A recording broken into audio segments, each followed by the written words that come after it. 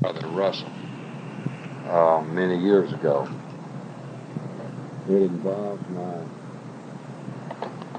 grandfather, my mother's father, whose name was Ruth Mills.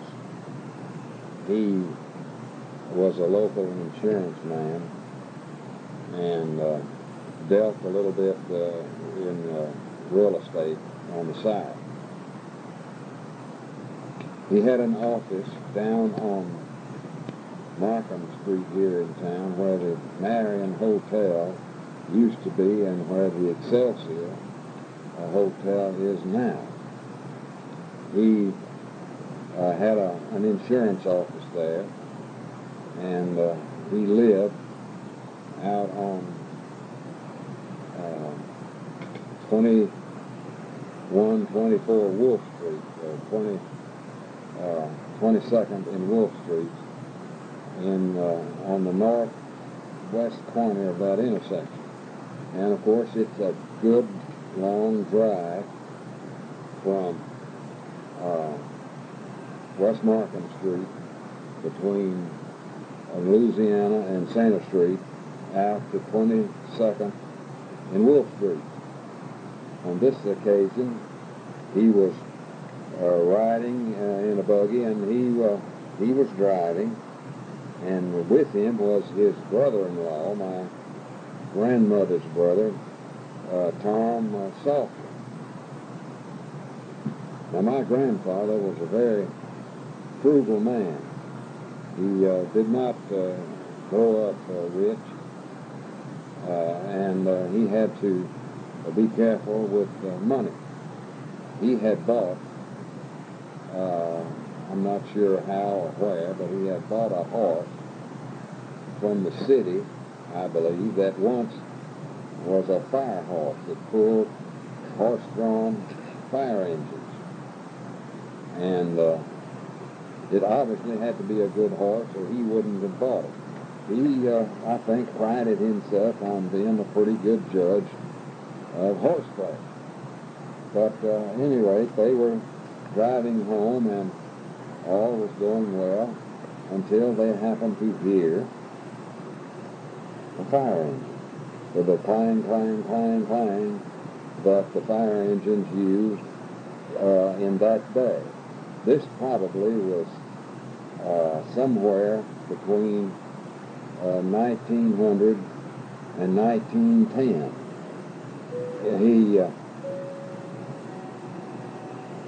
Everything was going fine, and then when the horse heard the fire engine, the horse followed the fire engine.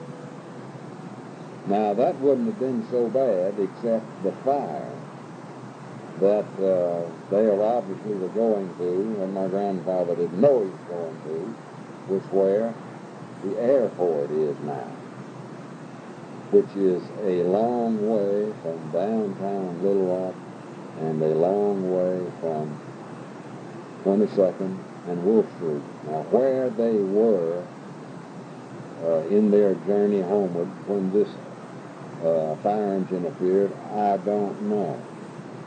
But at any rate, to go from somewhere on the road to 22nd and Wolf was a long way from going to the airport. Well, in spite of all the yelling and the shouting and the whipping and all that my grandfather could do, the horse paid no attention and was dutifully, just like he was supposed to, or thought he was simply following the fire engine. Well, obviously there was nothing he could do except just go along for the ride. And to make it just that much worse, when he got in sight of where the fire and all the excitement was, somebody hollered, "Here comes the chief," which I don't think he thought that was too funny after a ride that he didn't want and probably was very, very late for supper. End of story. Where do you turn it off? This story was told to me by my mother. One of the stories that we heard early when I was a small child. Her younger sister, Louise, was a little bit of a spoiled child, and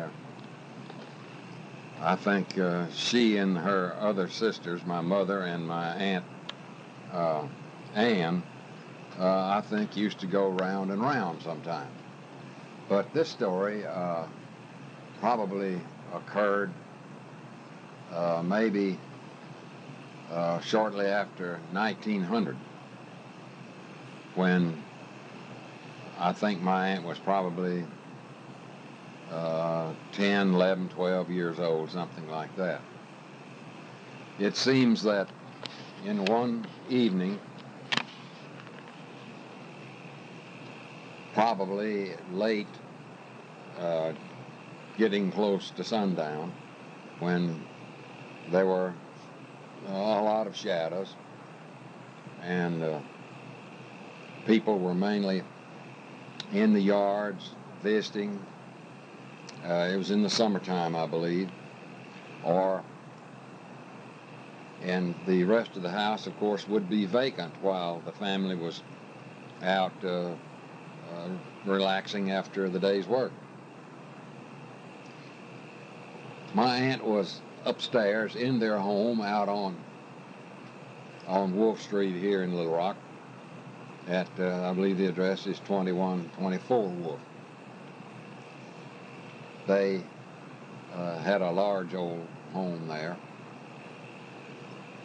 and my aunt was upstairs, and as near as my mother could determine, my aunt heard the wind blow a shade or a curtain and made a noise that startled her. It startled her to such an extent that she shouted out loud, "Lord God, bloody murder!" Well, of course, this aroused just about the entire neighborhood. She shouted so loud. And even one of the neighbors, after hearing this noise, came charging into my grandparents' yard and house with a revolver in his hand. Well, they went upstairs, and we never know nothing was ever found or anybody. So what actually frightened my aunt, well, we'll never know that. But it gave her an awful good scare, and I think it gave the family a pretty good laugh. My grandfather told me this story when I was a small child, probably anywhere from 8 to 10 years old. He told it more than once. It was probably, after he heard it, it probably seemed more ridiculous than ever. He worked for a short time, for about a year, for the Worthen Bank and Trust Company, or W.B. Worthen Company Bankers, as it was known at this time in the somewhere shortly before 1910, I imagine, or maybe 1911 or 12, maybe. And among other benefits, he had the privilege of driving a car, a company car, a Model T Ford. And my grandfather really never learned effectively to drive an automobile. He never owned one. And he drove, he went to and from work when I was a child, and he was still working. He went on the streetcar, on public transportation. And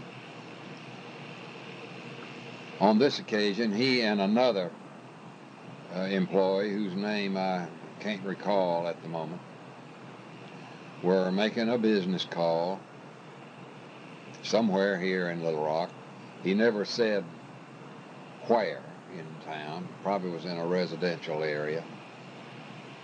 He was in the insurance business. And he was driving along in this car.